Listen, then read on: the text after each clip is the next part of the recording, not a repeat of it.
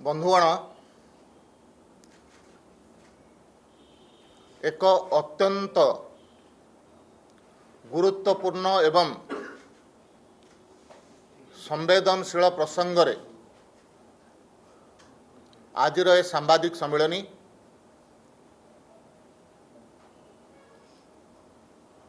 देश रे नूतन शिक्षा नीति 2020 मसीहारू लागू हो सारी एवं तार परवर्ती अवस्था रे ओडिशा रे भारतीय जनता पार्टी सरकार आसिला परे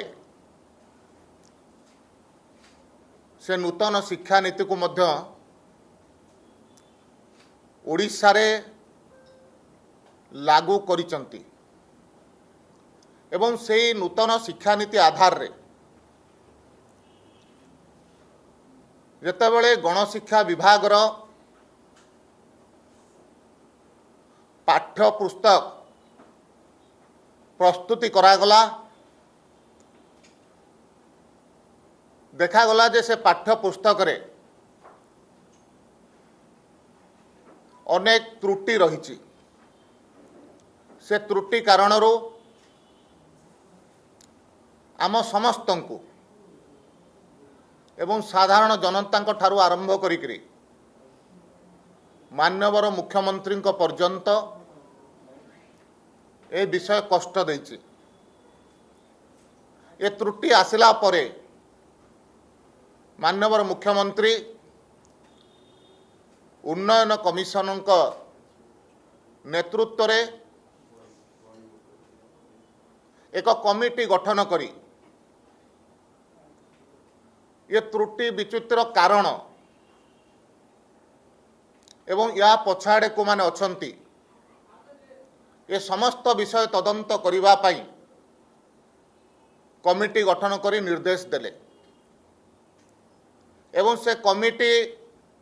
रो रिपोर्ट आसिला परे से आधार रे 4 जन अधिकारी को मध्य तांकर कार्यरू निलंबित कले एवं से तदंत आधार रे जना पड़ा जे या पछाड़े एक व्यापक षड्यंत्र रही एवं ए षड्यंत्र को सामना को आनिबा पई षड्यंत्रकारी मानक विरुद्ध रे दृढ़ एवं दृष्टांतमूलक कार्यानुष्ठान नवा पाई एवं जो षड्यंत्र कारणरू पिला मानक पाखरे त्रुटि शून्य बही पहुंचबारे विलंब एवं सरकारंक बदनाम करिबा पाई जो षड्यंत्र करागला ये सबू कथार पर्दाफाश करिबा पाई सामना को आसिबा पाई ए रिपोर्ट सहित संपूर्ण विषय को क्राइम ब्रांच को हस्तांतर कले एवं क्राइम ब्रांच मध्य ए विषय को गुरुत्वर सहित नेइकरी तदंत आरंभ करिछि एवं तदंतर आरंभर प्रथम पर्याय रे तत्कालीन एसीआरटी निर्देशक श्री मनोज पाढ़ी को जेरा करने सहित तदंत परिसरभुक्त कला परे तांकु मध्य गिरफ करी जेल पठै सारी एवं या भितरे जो माने संश्लिष्ट अछंती चाहे कौन सी दायित्व रे थांतु केड़े पदवी रे थांतु सरकार निश्चित भाव रे ए समस्त विरुद्ध रे दृढ़ एवं दृष्टांतमूलक कार्यानुष्ठान नेबे एवं आउ गोटे संवेदनशील प्रसंग एथिपाई अछि जे यार एक आउरी गोटे अंश विशेष अछि। 2 दिन पूर्वर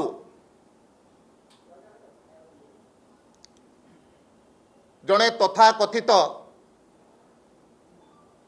चैनल संपादक सुधांशु राउत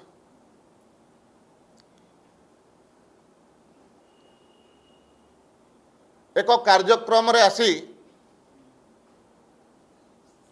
कहले जे गणशिक्षा विभाग मंत्री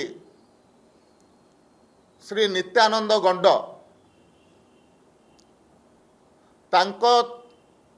चैनल रो उमरकोटर सांबादिक माध्यम रे तांको सहित कुआडे फोन रे कथा हेले एवं ए सब घटना को चापी दबा पाई 5 लाख टंका तांको दबा पाई कुआडे ऑफर कले। ए कथा आमे सुनिला परे एवं स्वाभाविक भाव में साधारण जनता ए कथा सुनिला परे निश्चित भाव में आहत मध्य होइचंती। किंतु ये समस्त कथा जिते सामना को आसिला उमरकोटर से सांबादिक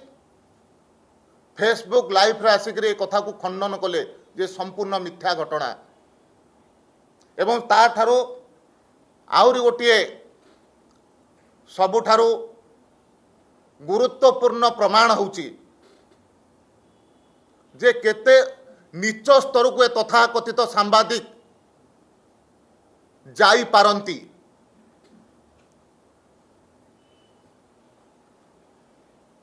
उमरकोट तांकर सांबादिक एवं तांको मध्य जो वार्तालाप होईची से वार्तालाप को सुनिला परे सांबादिकता पर एक पवित्र कार्य जे गणतंत्र को सुरक्षा दिए जी गणतंत्र को पवित्रता रखे से प्रकार एक पवित्र कार्य रे ये प्रकार अपवित्र व्यक्ति माने आसिक पवित्र काम को कलंकित करुचंती। मु आपण मानक सामना रे उमरकोटर सांबादिक एवं से तथाकथित चैनल रो संपादक सुधांशु राउत को मध्य जो वार्तालाप होईची से कथाटा को आपण मानक सामना रे मु जणे दवा पई चाहे शुणु वर्तमान। अरे कोउडी तमे उमर गुटरा जे सकाळ से पहुंचलिबे ये गंड को मारिया पई बिजेडरू ऑफर कोन करबा जीवा काली आदि सकाळ से भी एपट पळे आछि आज संध्याळू जाई कथा मु आउ तो आलोचना करो ना ए देखो वतन पई काली संपद स्वाई को मारिया पई जदवेल लेंका को 5 लाख देई दी के बापी सर्कल ये पूरा राति दिन आ रखे दो पागल आकस लानी ए वतन मोर फोन करतला तातुला भाई के मंची मु के बात करो मु कहलो एना मन पड़ला लॉन्चिंग पई कहतली टंका दिला दवा पई फोन काट देलो एतो काई ताको साहाय्य करते पेम टमेटो मोर खास ला गोटे जणैली वतन पई बिजेडी तरफरु तमरी सही बड़ लोक फंडिंग करतो ना तो कहि परिबे नै हां हां हां हां हां ए मते लिंक देकी पठला का देखंतु हमर पूरा बिजेडी पई बिजेडी पा टंका देबे नै आ आपण कोन रेडी करंतु ताको जेते हार्ड करि परिबे हमें फंडिंग पूरा करिबे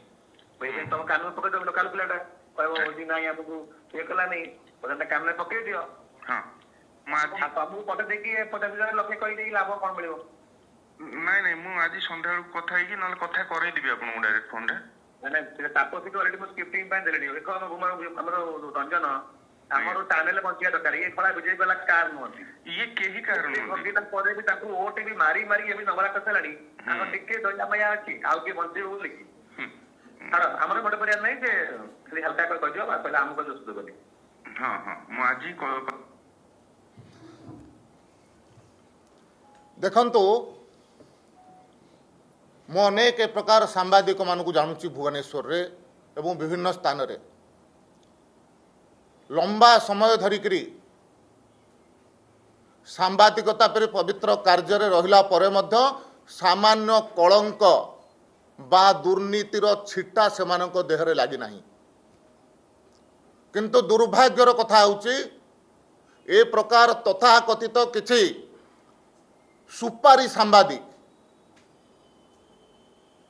ଯେଉଁମାନେ ସାମ୍ବାଦିକତା ପରି ପବିତ୍ର କାର୍ଯ୍ୟରେ ଗୋଟେ କଳଙ୍କ ଅଛନ୍ତି, ସେମାନେ କୁପ୍ରକାର ଭାବରେ ଏ ଷଡ଼ଯନ୍ତ୍ରରେ ଲିପ୍ତ ଅଛନ୍ତି ଏବଂ ଜଣେ ଆଦିବାସୀ ମନ୍ତ୍ରୀ ଉମରକୋଟ ପରି ଉପାନ୍ତ ଅଞ୍ଚଳରୁ ଆସିଛନ୍ତି, ଜଣେ ଯୋଗ୍ୟ ମନ୍ତ୍ରୀ, ଅତ୍ୟନ୍ତ ସରଳ କିନ୍ତୁ ଅତ୍ୟନ୍ତ ଯୋଗ୍ୟ ମଧ୍ୟ। ସେ ପ୍ରକାର ମନ୍ତ୍ରୀକୁ ହତ୍ୟା କରିବା ପାଇଁ କୁ ପ୍ରକାର ଷଡ଼ଯନ୍ତ୍ର କରୁଛନ୍ତି, ଯାହା ତାଙ୍କର ଅଡ଼ିଓରୁ ଜଣାପଡ଼ୁଛି। କେବଳ ସେ ଜଣଙ୍କ କଥା କହିନାହାନ୍ତି, ଆଉ ଜଣେ ମନ୍ତ୍ରୀଙ୍କୁ ମଧ୍ୟ, ଶିଳ୍ପ ମନ୍ତ୍ରୀଙ୍କୁ ମଧ୍ୟ ହତ୍ୟା କରିବା ପାଇଁ ଷଡ଼ଯନ୍ତ୍ର କରାଯାଇଛି। ତେଣୁ ମୁଁ ଆପଣମାନଙ୍କ ମାଧ୍ୟମରେ, ଗଣମାଧ୍ୟମ ମାଧ୍ୟମରେ ଆପଣମାନଙ୍କୁ ନିବେଦନ କରୁଛି ଯେ ଏ ପ୍ରକାର ତଥାକଥିତ ସୁପାରି ସାମ୍ବାଦିକମାନେ କମ୍ ସେ କମ୍ ଏ ପବିତ୍ର କାର୍ଯ୍ୟରେ ଆପଣମାନେ ତାଙ୍କୁ ଦୂରେଇକି ରଖିବାର ଆବଶ୍ୟକତା ଅଛି।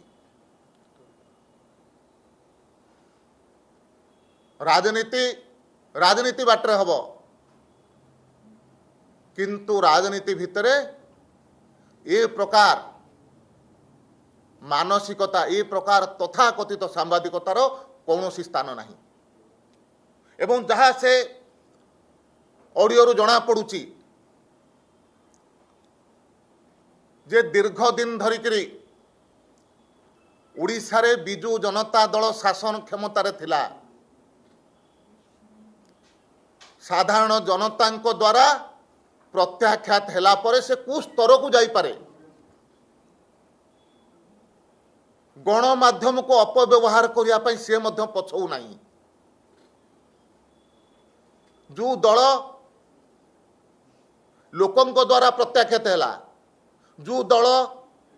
ତାଙ୍କ ଦଳର ସାଂସଦମାନଙ୍କ ଦ୍ୱାରା ପ୍ରତ୍ୟାଖ୍ୟାତ ହେଉଛି, ଯେଉଁ ଦଳ ତାଙ୍କ ଦଳର କାର୍ଯ୍ୟକର୍ତ୍ତା ଏବଂ ବିଧାୟକ ଦ୍ୱାରା ପ୍ରତ୍ୟାଖ୍ୟାତ ହେଉଛି, ସେଇ ଦଳ କେତେ ନୀଚ ସ୍ତରକୁ ଯାଇପାରେ ଏ ଅଡ଼ିଓ କ୍ଲିପରୁ ମଧ୍ୟ ଜଣାପଡ଼ୁଛି। ତ ସେ ଦୃଷ୍ଟିରୁ ମୁଁ ନିଶ୍ଚିତ ଭାବରେ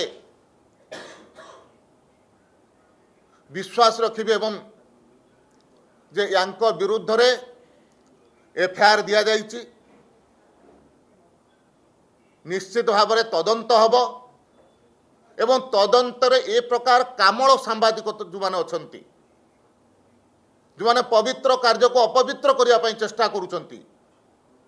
ଯେଉଁମାନେ ବିନା କାରଣରେ ଲମ୍ବା ସମୟ ଧରିକରି ରାଜନୀତି କ୍ଷେତ୍ରରେ ରହିଲା ପରେ କଳଙ୍କ ଶୂନ୍ୟ ହୋଇକରି ତାଙ୍କୁ କଳଙ୍କିତ କରିବା ପାଇଁ ପ୍ରୟାସ କରିଛନ୍ତି, ସେମାନଙ୍କ ବିରୁଦ୍ଧରେ ଦୃଢ଼ ଏବଂ ଦୃଷ୍ଟାନ୍ତମୂଳକ କାର୍ଯ୍ୟାନୁଷ୍ଠାନ ହେବାର ଆବଶ୍ୟକତା ଅଛି। ଇଏ ତ ତଦନ୍ତକାରୀ ସଂସ୍ଥା କରିବେ ଏବଂ ମୁଁ ମଧ୍ୟ ଗଣମାଧ୍ୟମର ପ୍ରତିନିଧିମାନଙ୍କୁ ବା ଗଣମାଧ୍ୟମର ଯେଉଁ ନେତୃତ୍ୱ ଅଛନ୍ତି ସେମାନଙ୍କୁ ମଧ୍ୟ ନିବେଦନ କରୁଛି, ସେମାନେ ମଧ୍ୟ ଏ ପ୍ରକାର କାର୍ଯ୍ୟରେ ସହଯୋଗ କରନ୍ତୁ ଏବଂ ଏ ପ୍ରକାର ଷଡ଼ଯନ୍ତ୍ରକାରୀ ସୁପାରିଯୁକ୍ତ ସାମ୍ବାଦିକମାନଙ୍କ ଠାରୁ ଦୂରେଇ ରୁହନ୍ତୁ।